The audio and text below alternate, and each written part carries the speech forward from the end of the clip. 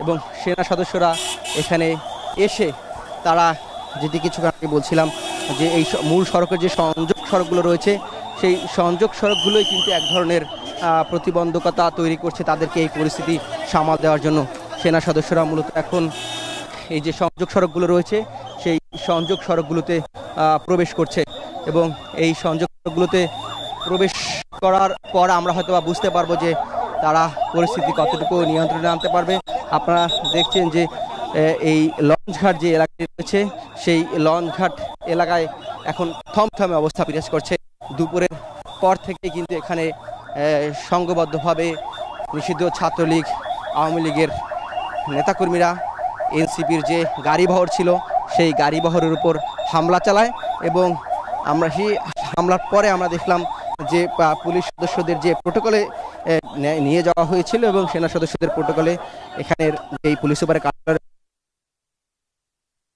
নেওয়ার করা হয়েছে। এরপর সেনা সদস্যদের উপস্থিতি বাড়ানো হয়েছে। আমরা এতক্ষণ দেখছিলাম যে মূল সড়কের সদস্যদের 3টি এপিআর টহল দিচ্ছিল এবং এই নিষিদ্ধ আওয়ামী লীগ এবং লীগের যে নেতাকর্মী তাদেরকে সরিয়ে দেওয়া। আর একটু বিষয় বলি, আমরা দেখছি যে এখানেই মূলত হামলার এই লঞ্চঘাট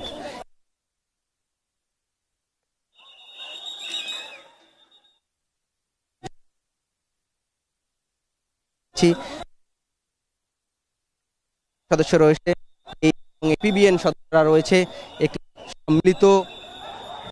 সম্মিলিতভাবে তারা আসলে এটি এই যে শৃঙ্খলা অবস্থা রয়েছে হামলা চালানো হয়েছে ওদের উপর হামলা চালানো হয়েছে।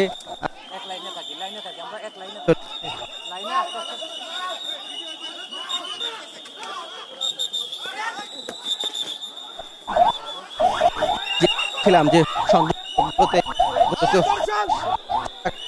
এবং পুলিশের সহ আমরা যেটি দেখতে পাচ্ছি যে এখানে মূলত এই সড়কের পাশের যে সড়কগুলো রয়েছে অর্থাৎ গলিগুলোতে প্রবেশ করার চেষ্টা করছে এবং আমরা দেখছি যে এখান থেকেই মূলত হামলা চালানো হয়েছিল। সেই হামলার পর আমরা যেটি দেখলাম যে পুলিশ সদস্যরা কিন্তু এখানে অবস্থান নিয়েছে এবং আমরা পুলিশ সদস্যদের যে এবং সেনা সদস্যদের যে যৌথভাবে যে তারা এই নিষিদ্ধ ছাত্রলীগ এবং আওয়ামী লীগের বিরুদ্ধে একটা প্রতিরোধ গড়ে তুলেছে তাদেরকে হটিয়ে দেওয়ার জন্য সেনা সদস্যরা ধীরে ধীরে আগাচ্ছেন। ডিজাইন, এলিগেন্স, বিউটি, সেরা পণ্য সবার জন্য জেভিকো। তারা ফাঁকা গুলি করছেন, সাউন্ড গ্রেনেড নিক্ষেপ করছেন। এই যেটি সড়ক, যেটা আগেও বলেছিলাম যে এই সড়কগুলোতেও কিন্তু মূলত ইট বিছিয়ে গাছের গুঁড়ি বিছিয়ে প্রতিবন্ধকতা তৈরি করা হয়েছিল। আপনারা সেটি দেখছেন যে এই যে রাস্তার দুধারের সড়কে প্রতিবন্ধকতা তৈরি করেছে নিষিদ্ধ ছাত্রলীগ ও আওয়ামী লীগ। এবং এর আগেও বলেছি, আমার সামনে দেখছি যে দুটি ময়লার ভ্যান ফেলে তারা রাস্তায় প্রতিবন্ধকতা তৈরি করেছে এবং এই জায়গা থেকে আমরা দেখছি যে পুরো এলাকা জুড়ে অর্থাৎ হাজী লাল মিয়া সিটি কলেজ এর সামনে যেই সড়কটি রয়েছে হাজী লাল মিয়া সিটি কলেজের সেই সড়ক ধরে কিন্তু আমরা এগিয়ে যাচ্ছি সেনা সদস্যদের সাথে।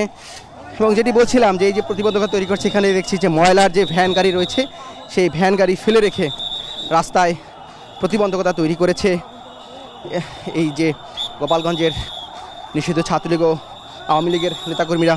সকাল থেকেই কিন্তু পুলিশের আমরা দেখছি যে সেনা সদস্যরা পাল্টা ধাওয়া দিচ্ছে এবং সেনা সদস্যদের ফাঁকা গুলি ছোড়া হচ্ছে এবং তাদের আমরা দেখছি যে এখান থেকে সরিয়ে দেওয়ার চেষ্টা করা হচ্ছে। এবং এই যে বিভিন্ন ভবনের ছাদে কিন্তু নিষিদ্ধ সংগঠনের এই নেতাকর্মীরা তারা অবস্থান নিয়েছে এবং সেখান থেকেও পুলিশ তাদের সরিয়ে দেওয়ার চেষ্টা করছে। সকাল থেকে এনসিপির যে শান্তিপূর্ণ কর্মসূচি, সেই শান্তিপূর্ণ কর্মসূচিতে দুপুর নাগাদ মূলত, অর্থাৎ আনুষ্ঠানিকভাবে যখন এনসিপির এই জুলাই যাত্রার পূর্ব সমাবেশ সেটি শুরু হবে গোপালগঞ্জের পৌর পার্ক মাঠ থেকে, সেই শুরু হওয়ার কিছুক্ষণ আগেই সংঘবদ্ধভাবে ছাত্রলীগ এবং আওয়ামী লীগের নেতাকর্মীরা হামলা চালায় এবং সকালে পুলিশ সদস্যদের গাড়িতে আগুন দিয়ে ভাঙচুর করে 5 জন পুলিশ সদস্যকে আহত করে নিষিদ্ধ ছাত্রলীগ আওয়ামী লীগ। এবং এরপর এই যে সদর অর্থাৎ গোপালগঞ্জ সদরের যিনি নির্বাহী কর্মকর্তা রয়েছে তার গাড়ি ভাঙচুর করা হয়, রাস্তায় প্রতিবন্ধকতা করা হয় এনসিপি নেতাকর্মীরা যাতে গোপালগঞ্জের ভিতরে প্রবেশ করতে না পারে। এবং আমরা বলছিলাম সেই দুপুর থেকে শুরু হওয়া সংঘর্ষ সেটি কিন্তু এই বিকাল পর্যন্ত গড়ায় মূল সড়কেই।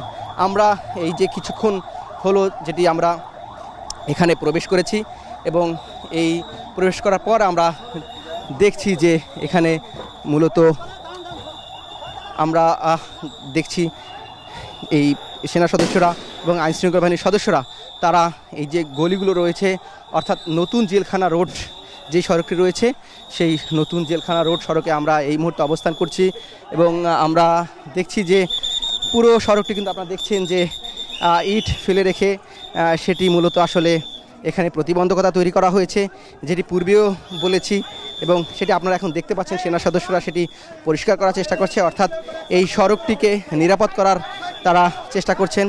এবং আমরা কিন্তু এই সড়কটি অর্থাৎ পুরাতন জেলখানা রোডে যে সড়কটি সেখানে কিন্তু আমরা অনেক ভিতরে প্রবেশ করেছি এবং সেনা সদস্যরা কিন্তু তারা বিক্ষোভকারীদের ধাওয়া পাল্টা ধাওয়া দিচ্ছে। আমরা যদি দেখানোর চেষ্টা করি যে এই সড়কের জায়গা থেকে মূলত আপনারা দেখছেন যে সেনা সদস্যরা ফাঁকাগুলি ছুড়ছে এবং এইখান থেকে নিষিদ্ধ ছাত্রলীগ ও আওয়ামী লীগের নেতাকর্মীদের সরিয়ে দেওয়ার চেষ্টা করা হচ্ছে এবং এই যে ফাঁকাগুলি ছুড়ে নিষিদ্ধ আওয়ামী লীগ ও ছাত্রলীগকে এখান থেকে সরিয়ে দেওয়ার চেষ্টা করা হচ্ছে।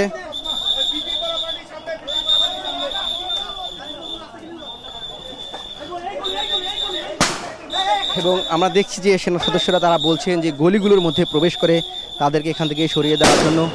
এই যে আপনারা দেখতে পাচ্ছেন যে সেনা সদস্যরা নিষিদ্ধ ছাত্রলীগ এবং আওয়ামী লীগকে ধাওয়া করছে এবং তারা আসলে আরও দূরে সরে যাচ্ছে এবং এই গলিগুলোর মধ্যেও যদি দেখায়, যেটি বলছিলাম যে মূল প্রতিবন্ধকতা আসলে এইখান থেকে চ্যালেঞ্জ তৈরি হয়েছে, যেটি মূল সড়কে প্রবেশ করেছে। সেই প্রবেশ করার পরেই মূলত আমরা দেখছেন যে মুহুর্মুহু ফাঁকাগুলি ছোড়া হচ্ছে এবং এখান থেকেই মূলত এই যে নিষিদ্ধ ছাত্রলীগ এবং আওয়ামী লীগ তাদেরকে সরিয়ে দেওয়ার চেষ্টা করা হচ্ছে এবং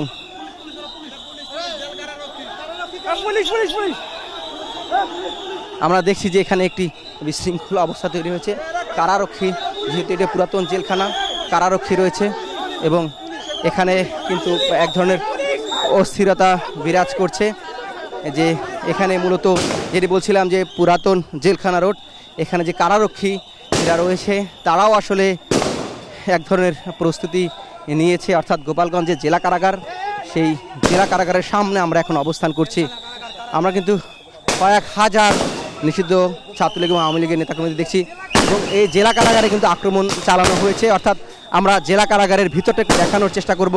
এখানে কিন্তু এই জেলা কারাগারের ভিতরে আমরা দেখছি যে একটি বাইক পুড়ে দেওয়া হয়েছে এবং এই জেলা কারাগারে আক্রমণ চালিয়ে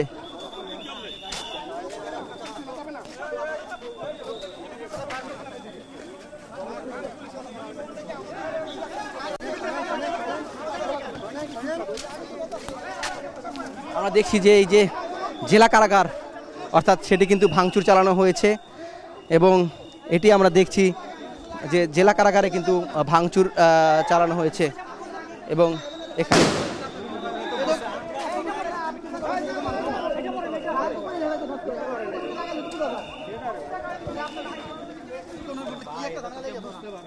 আমরা যেটি দেখছি যে নিষিদ্ধ ছাত্রলীগ এবং আওয়ামী লীগের নেতাকর্মীরা তারা মূলত এই যে গোপালগঞ্জ জেলা কারাগারে আমরা এখন অবস্থান করছি, সেখানে তারা ভাঙচুর চালিয়েছে, অগ্নিসংযোগ করেছে। আমরা এখানে দেখতে পাচ্ছি যে একটি মোটর বাইকে আগুন ধরে দেওয়া হয়েছে।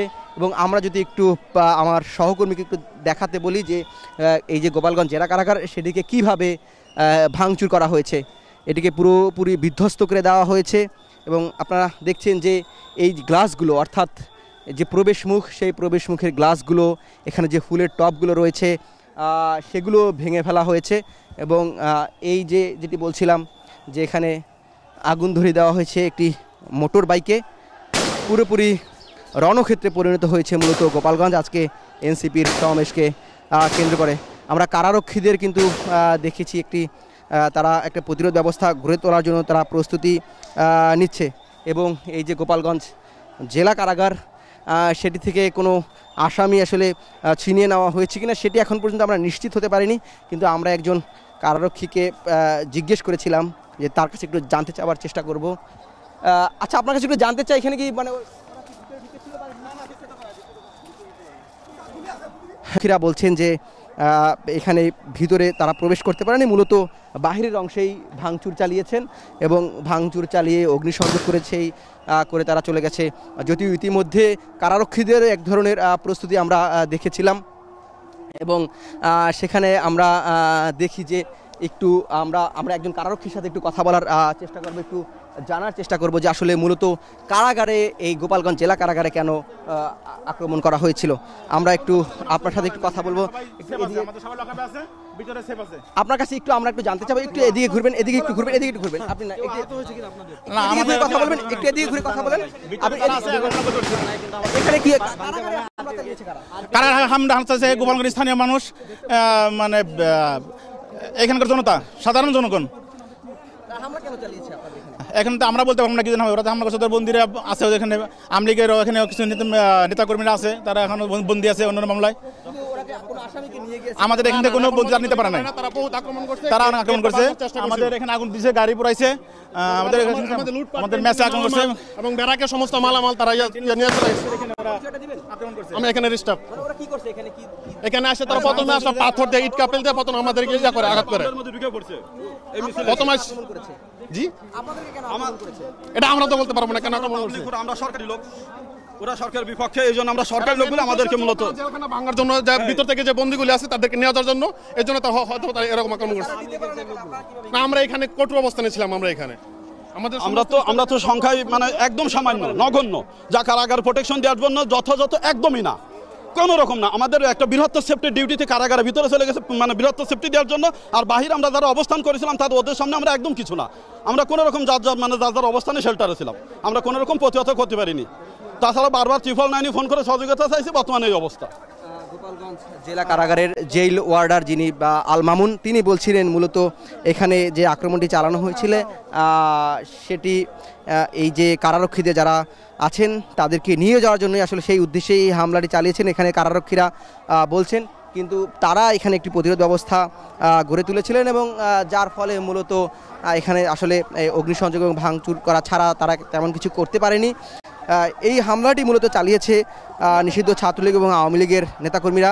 আমরা কিন্তু এখনও দেখছি যে পুরো এলাকাটিকে নিয়ন্ত্রণে যাওয়ার জন্য প্রাণান্ত করার চেষ্টা করছে সেনা সদস্যরা, সাথে আইন শৃঙ্খলা সদস্যরা। এবং এই গোপালগঞ্জ কারাগারের তারা বলছেন যে ক্যান্টিন ছিল, সেই ক্যান্টিনের মালামালও কিন্তু নিষিদ্ধ ছাত্রলীগ এবং আওয়ামী লীগের নেতাকর্মীরা লুট করেছে।